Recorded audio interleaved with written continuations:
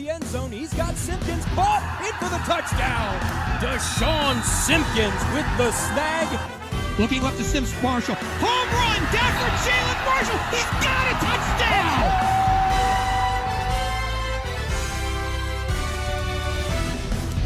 And welcome to Buffalo Wings and Rings in Westchester. It's the inaugural edition, the 2021 version. I was going to say the Tom Bolden Show because you are indeed the mayor of Beckett Ridge. That's what I hear. That's what I hear. Is that a paid position, the mayor of Beckett Ridge? That might Kaufman, Scotty, can you check in that to me?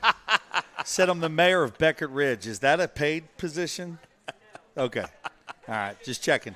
But welcome to the West Firebird Show. I'm Jeff Kim. Glad to have you along. I'm pinch hitting tonight for Ty Bradshaw, who decided to take a little siesta. Tom Bolden. That's okay. The mayor's here. Well, I'll get the work out of him sooner or later. So I'm glad you're here and you could do this. Well, you know, it's a good thing you and I had an enjoyable chat, at least at the end of the game last week. And, again, let's start off with this. And, in fact, Joe Meehan's producing us here tonight. Joe, do you have the clip here from our highlight of the night? This is pretty cool.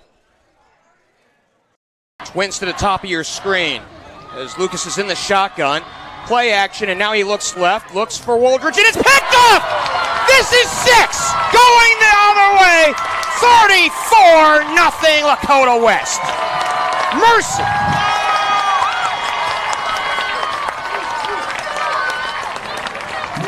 Yeah, Jeff, just a poor decision there to throw the football. You kind of saw that one coming, honestly. I mean, he timed it up perfectly, streaking down the sideline. What timing, though, and great awareness by the defensive back there to see the play and got it down the field. On the air when Tom had just made our last comment here, but that was the Ben Minnick pick six, and it was an outstanding play. Go through that era, especially when you saw it. Well, great prep by the coaches and by the kids. They do a lot of different things off their wing tee offense, and they like to throw back and all that kind of stuff. And we worked it. And Ben's not only a super athlete, but a super smart kid. And obviously he read it right from the get-go. And the rest was history. I was commenting when he got about the midfield. I think he knew as fast as he is that it was going to be a pick six, and he started to hold the ball up in the air, and I thought, oh, my God, I'm going to kill him if he runs into the end zone with that ball over his head. But, no, he tucked it away. But I knew they were going to catch him. He actually came out for track for the first time last year and actually was a sub-1100 or sub-11 in the 100 meters. So he can go. He was like a 10.8, I think, at some point he ran last year. So he can run. Well, in fact, by the way, let me not bury the lead here. Of course, your team, Lakota West, beat West Clermont a week ago, last Friday, in fact, 45-7. You got that pick six by Minnick. And also, let me not bury this on the lead. Not one, not two, but 3 touchdowns by Cameron Goode. We'll talk about Cam. Yep. We'll talk about Gumbo here in a little bit. But in going back to Minnick here, who I'm familiar with as a basketball player. Yeah. And I understood that, like you were talking about, ran track, and all of a sudden you kind of go, where did this speed come from? Yeah, he was really impressive last spring. We knew he was a great athlete, and he plays tremendous D in basketball. He was also a phenomenal baseball player, and he I think it kind of lost interest over time, and it's tough to do 3 sports now at the high school level. It just is. It's just unfortunate. It's the way it is. But, so he went out for track to work on his speed, and boy, it really did pay off. So, yeah, he can go a little bit, plays a little offense for us too. Well, I think about this, and if timing is everything and good luck, right? You create your own luck. A year ago from a kicking game, you had Matthew Howard who, you didn't know what you had, and then all of a sudden you see him in practice and you go, whoa, this kid can go. Is that the Ben Minnick story? Well, Ben's a little bit more like I knew Ben was a pretty good athlete, known Ben for a lot of years. So I knew Ben was going to be a great football player for us. I didn't know Ben was going to be that fast of a football player. And forgive me if I'm wrong. I did get a chance to watch you in scrimmage this year, and I believe it was the Elder scrimmage where he had what looked like a seam route down the field, and it turned into something of a post corner, but he gained a step on the DB and blew by him for 70 yards. Yeah, really, really fast. So he's one of those where his speed in track is translated to football too. So that's really helped him. Yeah, little corner route off of it. Mitch threw a good ball, and bobbled it at first, but as soon as he secured it and turned it on, there are not many guys going to be able to catch him if he gets out in space. Let's get back to the first quarter of last week's game. And it did get off in a hurry. 4-play drive culminated by a Money Mitch touchdown, as we called it here. and it's funny. It's probably weird to talk about a nickname of your son that you're not calling him. But take us through that drive, because I thought that set the tone as well as anything in creating the margin against West Clermont. We wanted to get out fast. That was a point of emphasis, was going to be able to run the ball. We didn't run it real well against St. X, obviously. So that was a point of emphasis going into this week. We wanted to be able to run the ball, and we did. We pounded it, and that first drive, was Cam, and then Mitch made a great read off the zone read and hit the shoot, and his speed, you know what I mean. He gets out in space. He's tough to get to as well. So great read, great little drive to start, and we just kind of kept going from there. Well, and one of the things that caught my attention, it was a pass on the first play to somebody that wasn't even on my depth chart when I was looking at it. Yeah, it was.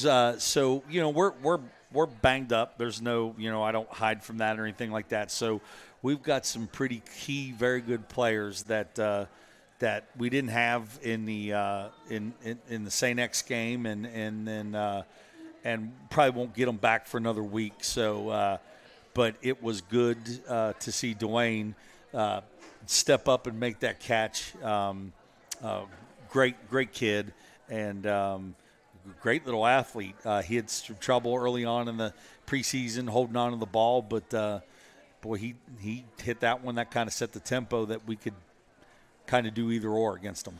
Well, and in fact, later on in the ball game, and I thought this was a key play when the game was still in doubt, it was one of the Gumbo touchdowns. He set on the edge on the defensive back, and it allowed Gumbo to pick his spot, whether he wanted to go back inside or outside. Yeah, and that's the key we try to get with the wide receivers is, I use always the term, get to their toes, get a block. Like, playing wide receivers just so much more than catching the football and things like that. You got to be willing to do the little things, block in space and stuff like that. And usually your best receivers are the ones who could do both and take pride in doing both. So as we stick with the first quarter, one of the things that we saw, obviously, Mitch had scored the first touchdown, and I thought he was in good rhythm, and that allowed him to stay in rhythm for the time that he was left on the field, and then Gumbo got into it. Yeah, and we didn't have to throw it much. I think we had like 8 attempts or whatever, and it was one of those things where, a game like that, it's unfortunate because there's a lot of things you feel like you want to work on and be able to do, but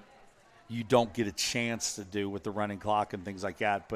But yeah, no, I think it goes back to, like I said, last week we didn't run it real well, and we had something to prove going in that one, and Cam was running with authority behind his pads, like I like to say, and had great vision with it and all that. Probably the play I'm most impressed with him is the screen pass. He's been working on his hands and things like that, and he made a great catch and got it upfield. And unfortunately, we had a couple penalties to bring that back, but boy, that was impressive. Well, that likely would have been our play of the game had it not been called back. But I think I target back to the area where Gumbo was right around the 30-yard line, had a man right around him, and he was trying to decide how he was going to attack Gumbo. Gumbo didn't have any of that. He just ran right by him. Yeah, and then is that the same play, or was it the other one where there was 3 or 4 guys holding on to him and he still managed to get in the end zone? So I believe that was the third touchdown. Yeah, so that was good to see. For those who don't know, Cam, can I tell them the story behind Gumbo? Oh, absolutely. You okay with that, behind Gumbo? So when he was little and he was playing running back in Pee Wee football, one of his coaches said, "You're like Gumbo." Like there's in gumbo, the southern delicacy, there's a mixture of everything. And since Cam could kind of do a little bit of everything, run with power, run with speed, good vision, catch the ball, all that kind of stuff. So that's why he's Gumbo, because he can do a little bit of everything. Well, and he put it on display, obviously, good hands, especially on that pass play, on that screen. Let's dissect that for just a second. Yep. Obviously, you had a situation where it was late in the second quarter, and you did want to at least find out what you had from a passing game, and you said, hey, we need to get Gumbo into this ball game from a passing game standpoint. Yeah, and that's the thing. Those are the things we need to work on. We need to be able to throw screens. We need to be able to throw swing passes, the deep ball, the short, the intermediate routes, the bubble screens, all that kind of stuff. We need to be able to do that to be a really, really good team moving forward.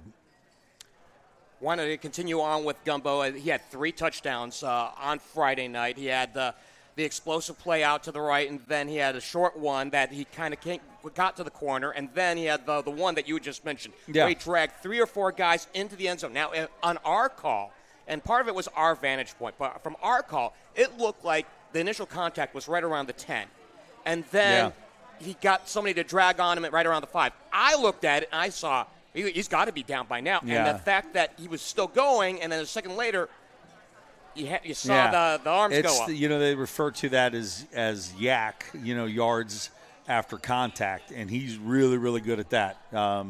It usually takes more than one guy to bring him down, and that play was a perfect example of that. Well, he certainly looks the part. And in fact, one of the things I wonder about this with Gumbo here, in that last year you had a stable. I think Joshua Brogdon comes right to mind as far as a guy who was Brian also White. We had it was interesting. We had three last year that kind of each one of them had their own style, and I think it Cam was a little banged up last year, so. And Brian White was a little banged up, but I think the combination of the 3, they were a little bit of a 3-headed monster last year. But it's Gumbo show on the ground, other than zone reads if Mitch pulls it and things like that. So keep him healthy, keep him running hard, and good things will happen. Well, and it's the funny thing is we got a chance to talk to him after the game, after we talked with you, and one of the things that he was talking about was production, and I'm gonna clean this up a little bit, but he was talking about his own production because he knows that it means the team win when he does well. And the one thing is, when we told him what we found from the yardage per carry, he said that he wanted more, and that's beautiful. That's good. Yeah, I mean that's the thing. You got to be able to run the football. Have to be able to run the football to be successful, and that's at any level of football. I mean, it's tried and true from high school through college.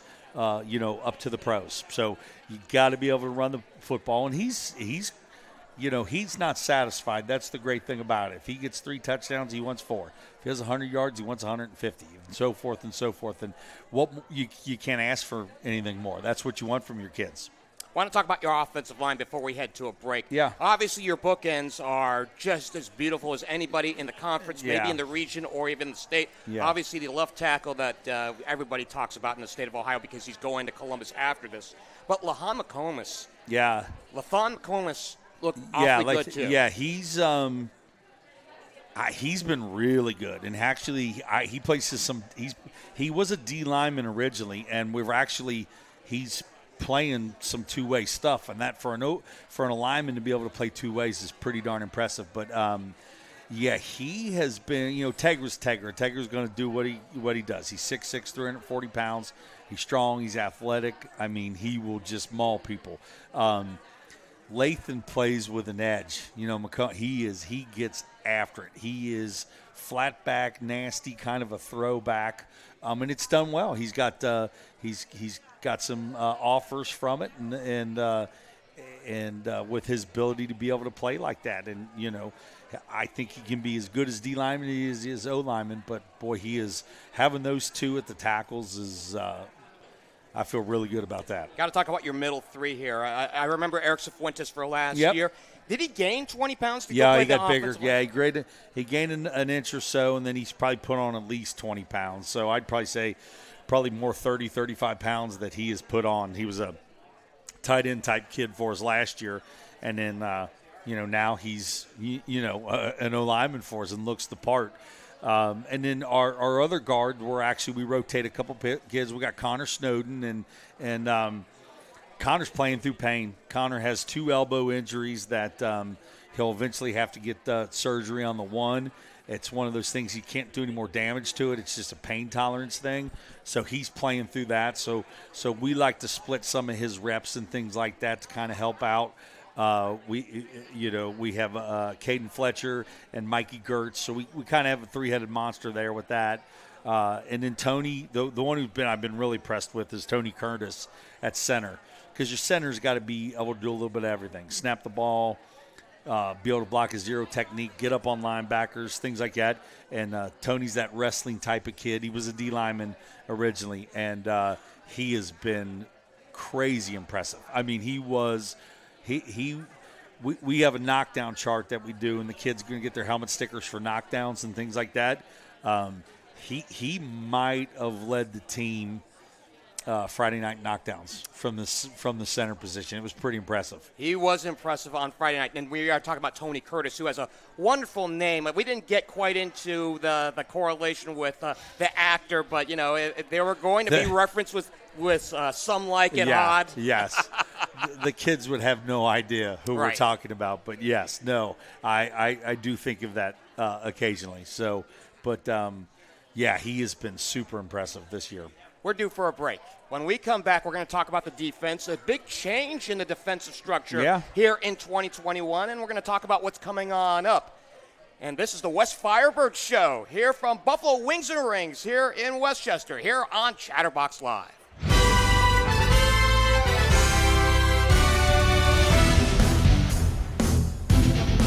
To the Lakota West Firebird Show here from Buffalo Wings and Rings in Westchester, along with the mayor of Beckett Ridge, my pal, Tom Bolden. I'm Jeff Kim. Pinch hitting for Ty Bradshaw tonight, who, I was just going to come on in and just start lying all over the place on where Ty is tonight. I think my go-to right now is he's on a spy mission. There you go. With something. We'll give him we'll give him another week off. We'll be fine.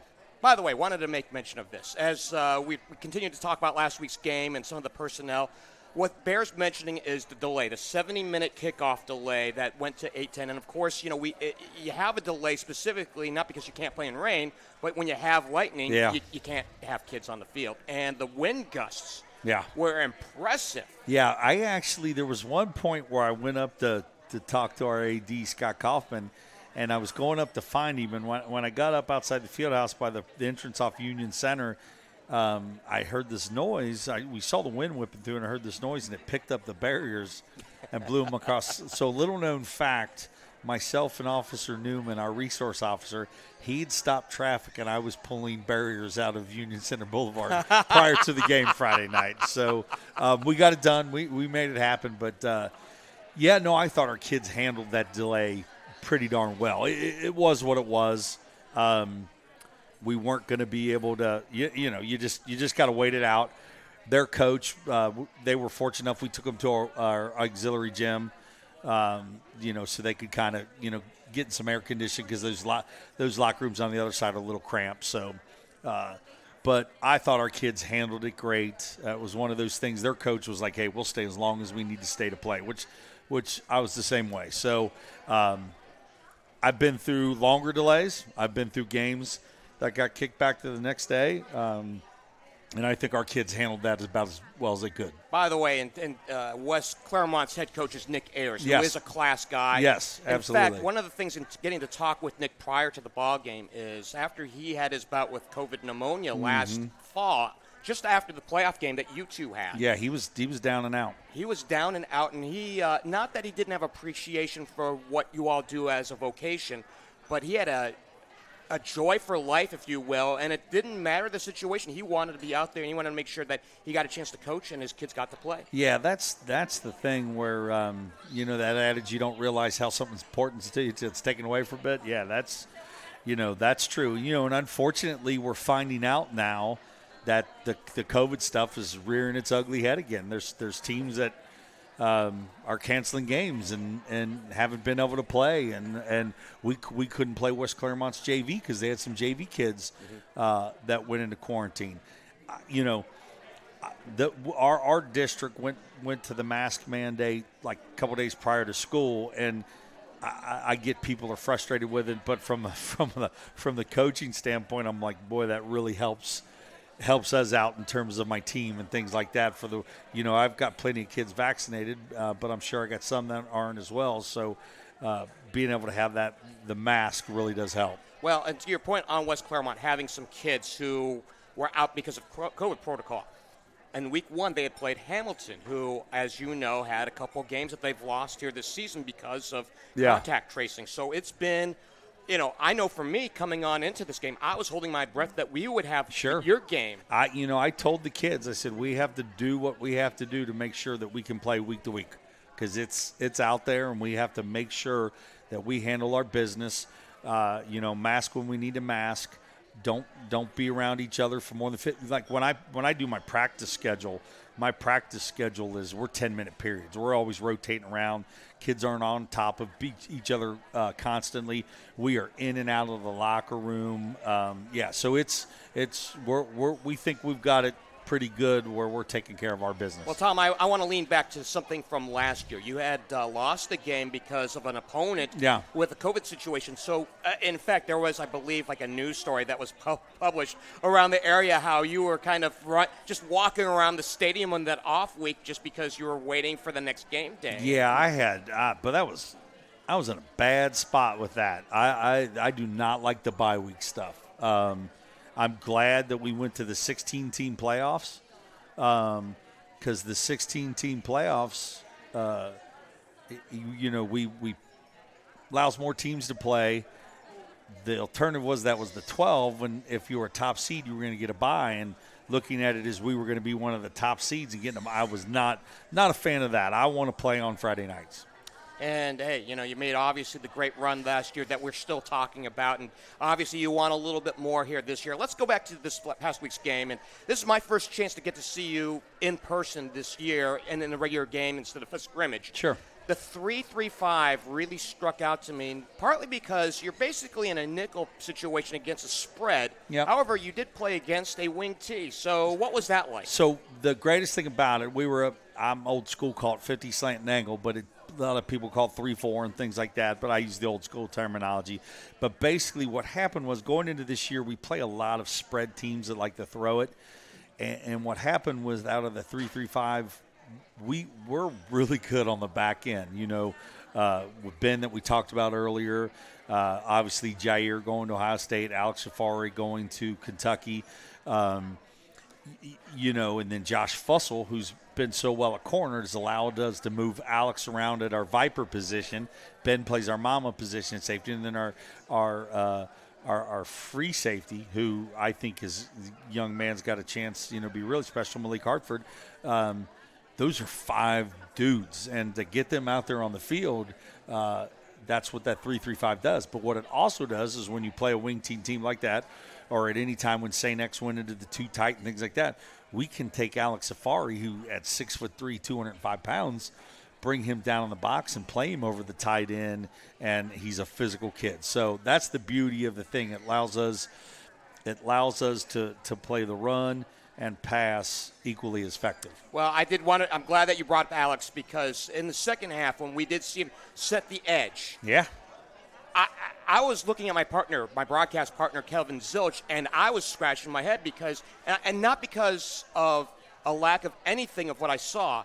It was just the fact that I'd seen Alex for the better part of the last 2 years, and I'm so used to seeing him at a cornerback spot. To see him in the box was just unique. Yeah, it's if you think about, that's the toughest part. You looked at a kid who played corner last year, and now he's in the box and down on the line of scrimmage. But that's physically what he can do, and that's the thing. Like Kentucky's getting.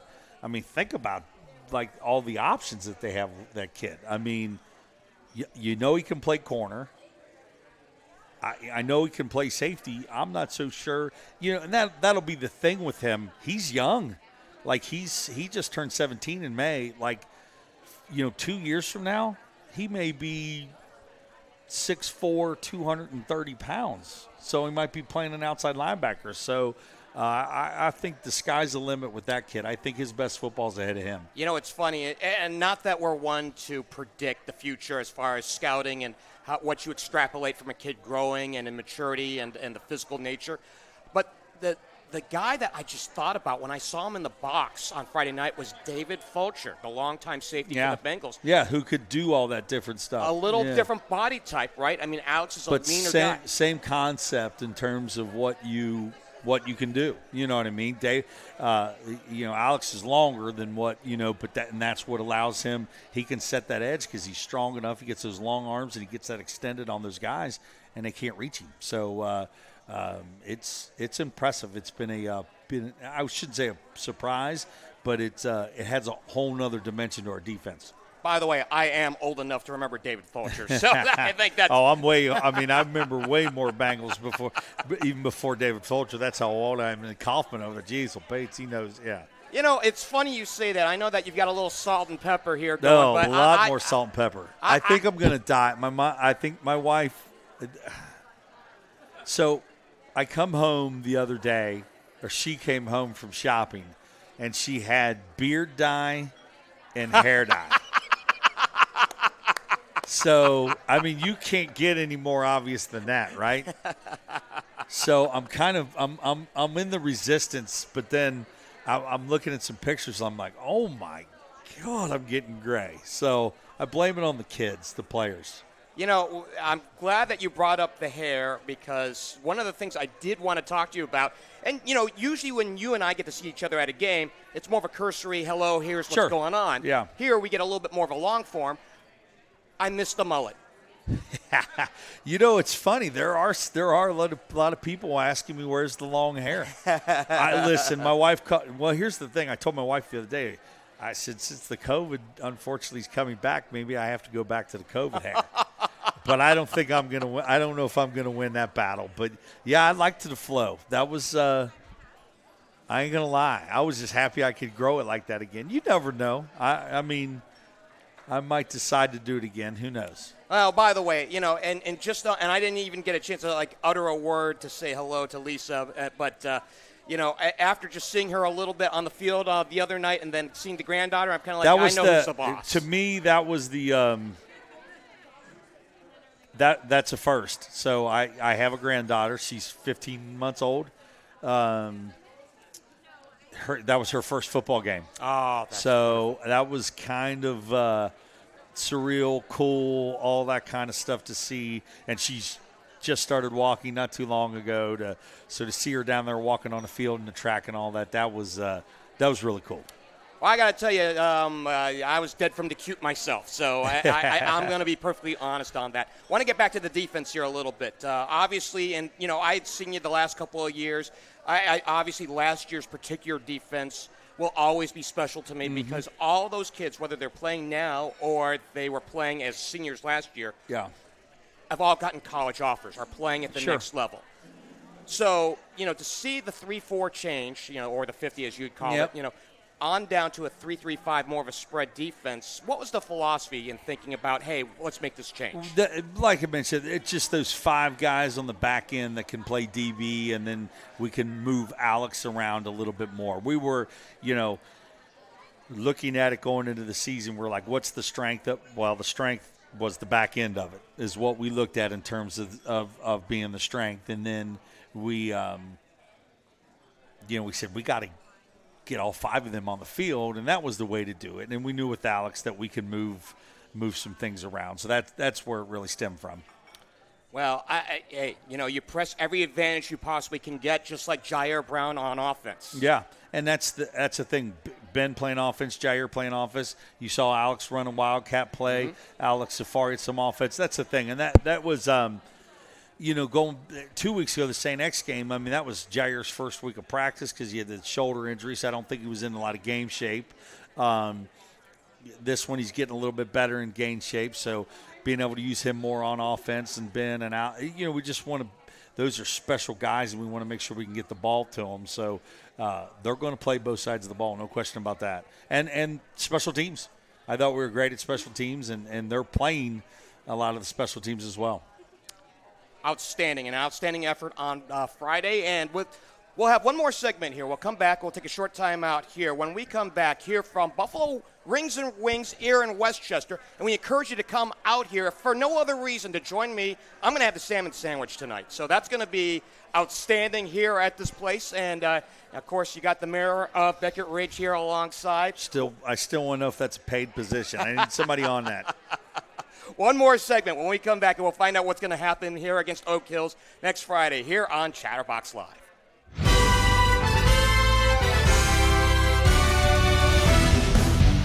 A final segment here from Buffalo Wings and Rings here in Westchester. It's the Lakota West Firebird Show. Along with Tom Bolden, I'm Jeff Kim, pinch hitting for Ty Bradshaw tonight. I want to tell you to come on in, especially to the Westchester location. Say hello to Tyler, the manager here, and more importantly, his better half, his daughter Jade, who's 4 years old and running the place, as we already know. I mean, he put her to work. I know. She was carrying that tray and all that kind of stuff, carrying drinks and all that kind of stuff. Come on over here and come here. Wave to everybody.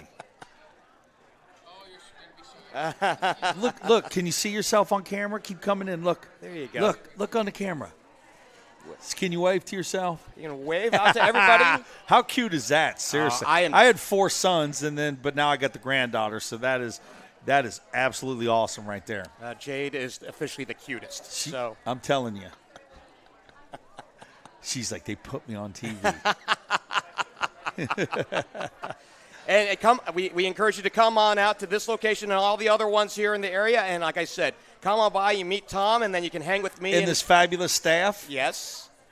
And maybe Jade will come up and say hi. And she was especially sweet on you. I know. You just have a way, right? I have that way. I have that effect. Mayor? I have that effect. Yep, I do. Young and old, I have that effect.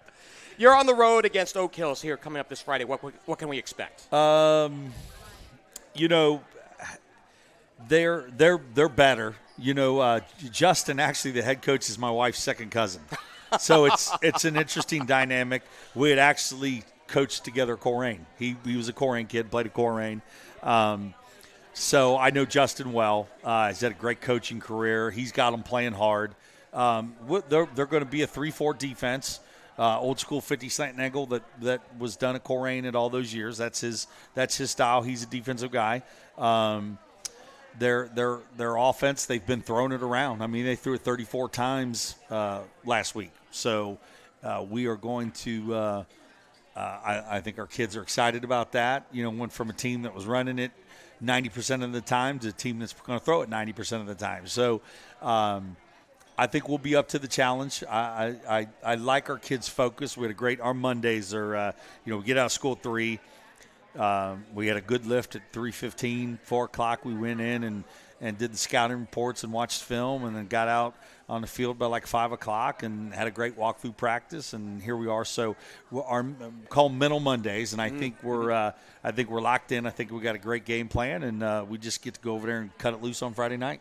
Well, we are certainly looking forward to it. And talking about the league, of course, this will be the start of league play here in week 3. And before we talk about specifics, as far as opponents, who you got coming on up, what a relief it is to have a 10-game season again, right? Yeah, really, really excited. I mean, it is, like I said, I'm just keeping fingers crossed that we get to play 10 with everything going on. But, Friday night, I mean, it was packed. Did we have an estimate of how many people, Mr. Kaufman? I know there was a lot. 4,000 people. I mean, think about that. 4,000 people on a Friday night at that we hadn't had that for years. That was absolutely our student section was thick. It was awesome. And then we had a great dance, the following night. So we took them outside so we could spread them out and all that kind of stuff. So I do have some pictures. I found a bunch of jewelry, some gum we got to get out of the field, but it's amazing the amount of earrings that I found today at practice. So corsage pins and all that stuff. Oh, yeah, we got some things I was going to show you. But, what a great weekend, and it all started with 4,000 people at Friday night back to high school football. Well, one of the things that we got a chance to do on Chatterbox Sports was capture the sounds of the band, which we hadn't done in a long time. So the fact that we got a chance to show your high school band, just their sounds, the big sound, that's what I had missed about high school football. It's not just the games from last year. It's all of it. There's an interesting story. I talked to the band. If there's any band parents out there listening, I think they thought I was disgruntled at them. I was not. They're going to share it with them. So basically what happened was the official, since we were late, I mean, obviously you see the band setting up, and then it was homecoming. He was looking at me and saying, we're going to do a 10-minute halftime. And I'm looking at him like, no, we're not going to do a 10-minute halftime. He's like, no, we're going to do a 10-minute halftime. And I had a few choice words in regards to that. And some of the band parents that were setting up the pit and all that kind of stuff were like, and I was like, it's not directed, So I was actually advocating for them. I'm like, we have a performance and we have homecoming stuff to get through. They need at least 20 minutes. So we got it straight. So I got your back. I'm there for you. It's funny. You take me back to when I was broadcasting college football. Small D2 school up to the northeast, Central State. Yeah. So they have the fabulous Marching Marauders, big, loud, bombastic band. Yeah. But not known for their punctuality as far as getting off the field. So they were just going to do their thing. So they were going to do their thing once they got on the field, and what that would happen on a very regular basis is you'd have 15-yard penalties assessed to the home team at the beginning of the second half. Our guys know the rule book thoroughly. That's the greatest thing about it. And probably the coolest thing, our Andy, the leader of our marching band, he drives that semi himself. My man can drive an 18-wheeler. That's a power move right there. I'll give him that. Wanted to talk very briefly about the league as a whole, and maybe just a couple of teams in particular. I think it's hard to ignore Princeton's big, high-flying offense the first 2 weeks with a backup quarterback. And then in the case of Lakota East, just across the road, right? Yeah. They pitched a shutout last week. Yeah, no, I think struggled, GMC as a whole first week had a little bit of a struggle, bounced back last week. Like I said, Oak Hill's better, and then we'll have, Princeton coming in, and then, we get East at the end of the year. And I think it's a great league once again with a lot of talent, a lot of great coaches. It'll be a fantastic year again in the GMC, and hopefully we're going to defend our GMC title. Coach, do you find yourself looking ahead only from a schedule standpoint and trying to assess health of your own team? Yeah, that's we didn't get lucky in the preseason. We had got some guys hurt, and we'll get one back towards the end of the year, which is great. We'll have the others back here in the next week or so, and they're dudes. They're key players. So I keep challenging them. They're a little frustrated, things like that. And I said, guys, it's better to happen early, have you on later for the playoff push. So I think when we get them back, and I think each week we're just going to get better and better, hopefully. Well, you got Oak Hills this Friday, 7 o'clock kickoff over at their place. Can't wait for it, and like to see if you go 2-1 here to start off 2021 before you come back home, and it'll be Princeton, and then on the road at Hamilton, and then to close out the month, Mason. You've got a little bit of a gauntlet here. Yeah, it'll week in and week out, and obviously with us being, I would think, the ones with the bullseye on our back, we're going to have to bring it every week, and we will. We'll there's something to be said about, after the first game, I told the kids, I said, the only goal we can attain is going undefeated. And I said, I've only done that one time. We've only done that. A team that I've been involved with has only done that one time. That was 2004. We went 15-0 and won the state title. 2018, we probably should have done it again, but we didn't. But that is so rare. So I said, that's the only goal we can attain. So don't sweat that. Let's move on and get better each week. By the way, when we get off the air, I'll have to tell you my observations from the other side of watching your 2004 team. Gotcha. Yeah, I don't know if I'll ever coach another one like that. No disrespect to all my teams, but yeah, that one, the 18 team was pretty close, and last year's was darn good from a defensive standpoint. But yeah, whole different beast there. Well, that's why you play the season, right? Yep. Tom, great to have you here. Hold on, I got one thing to do because we've got two of our superstars from this weekend. So maybe what we'll do is do 2 questions with them since he usually does. Hannah, Cam, come on up here. These are live, right? These are working? Yes. Check. Come here. Come on. Come on, Hannah. What side do you want to go on, Cam? Okay. Hannah, you go on that side. You guys are thinking like, dude, there's a chick walking up here. Oh, Mitch is over there. Mitch is on date night, by the way.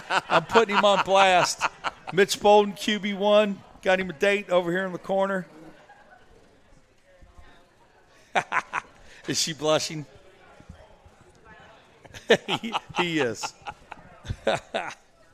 So I told him about.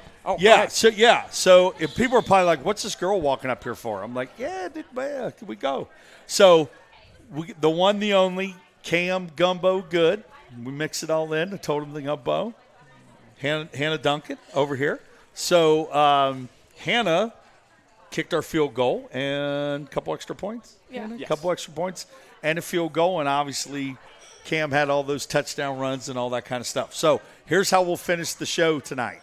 We usually do these questions with the coach, so I'm going to do questions with you guys. Okay? I'll start. I think I might know Hannah's, but I'm going to ask Cam your favorite play from last Friday night. The screen pass. The screen. See, I'm with Bro, you. that- I am. That was dynamic, bro. I mean, your cut and all that. I didn't know you had all that. The catch. As soon as you caught it, that made that warm my heart. That's good. Hannah, your favorite play from Friday. It's okay to be a little stick your chest out. It's okay. Probably my field goal. How about that? How about that? I'm not gonna lie. You should say that as well. Okay. Let's see. Another good question. We had to say. I knew that there was. Well, I don't think we have enough time to, because I could fill it up. I mean, hey, you see how much time you and I just fill up just by shooting the It's bridge. good stuff. Yeah. But, I can talk to you, both these student athletes here. How about your first week back or your first couple weeks back, and then how's school going for y'all? I love all my teachers. My teachers love me back. They love mine. He must have told him to watch. Knew would get him on. There you go. That's a great scene. He listened to me after practice today.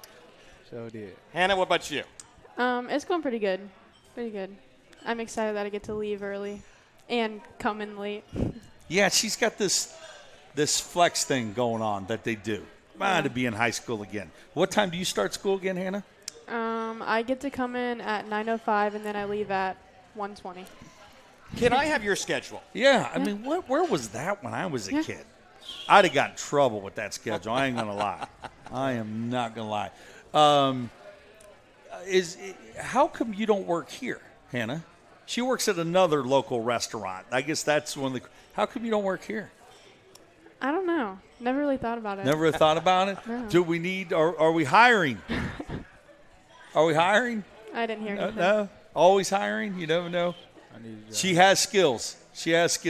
And I want to Cam, ask not so much.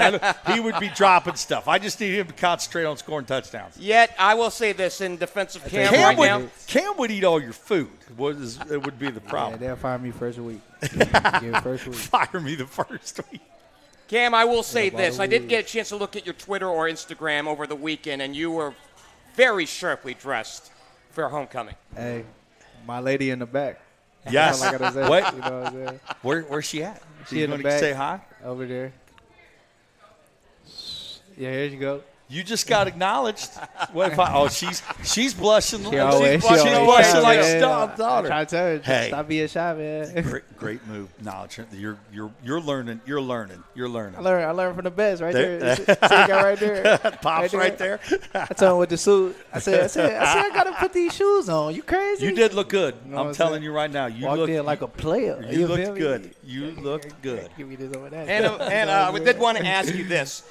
What got you into kicking? The automatic thing that I think about is soccer to start things off, but, I didn't want to assume. What got you in the kicking game? So I played soccer like my whole life, and then whenever I was in 8th grade, they changed soccer rules, so I was kind of like a trapped 8th grader where all my teammates were freshmen in high school, and I didn't have anything to keep me in shape.